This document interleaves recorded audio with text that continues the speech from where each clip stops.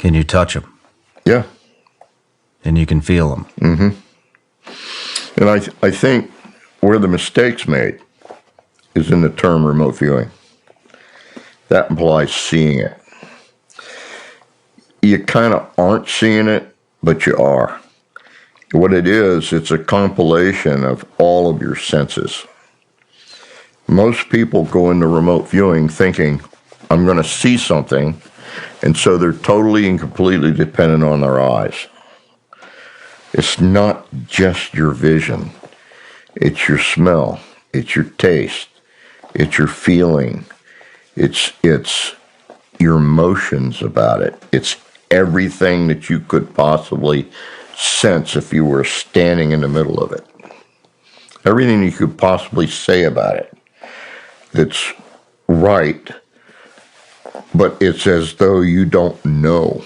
You've never seen it before in your whole life. You understand what I'm saying? Mm-hmm. It's kind of masked that way. So where they make a mistake is they make a mistake in naming things or having the need to say what it is. No, nobody wants to know what it is. They want descriptors of it that come to you based on your senses, all of your senses. So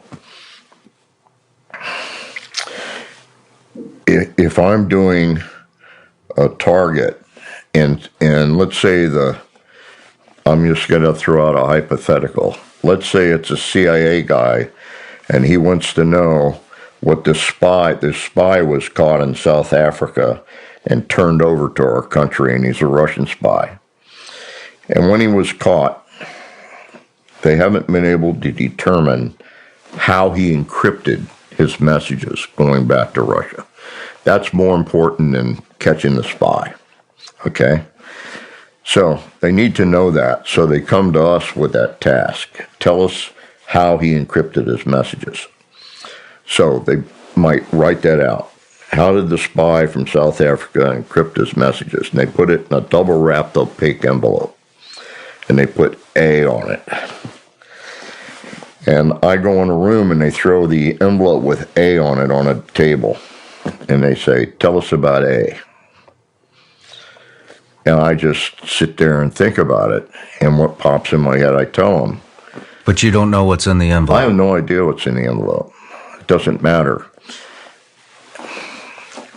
What happened over time, as an example, initially, they knew they couldn't send somebody to a place in Russia that they want to know about. So how do we get that? Well, we could use GPS locations. So they would write out the GPS site, and they would give that to the viewer. And I was nailing GPS sites like crazy.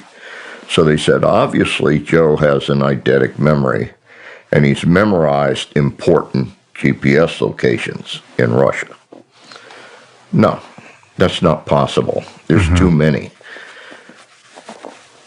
What is actually happening is I'm actually getting to the target without the GPS site. So to prove it, we said, okay, if you believe that, take the GPS locations, put them in a double-wrapped opaque envelope you can't see through. Don't say anything, just throw the blank envelope on the table. And guess what? You still get the same target. Okay? So, inevitably, somebody carrying a target from the CIA would show up at our office and they go, oh, geez, I left the envelope on my desk at Langley. And we'd say, okay, write down the target in the envelope I left on my desk at Langley. And guess what? Still works. So it's something else gets you to the target. What we think it is, and I wrote a paper on this 35 years ago, it's intention, attention to detail about the target, and expectation for outcome. And if you stop and think about it, if you don't have those three things, your job, no matter what it is in the world, is not going to work.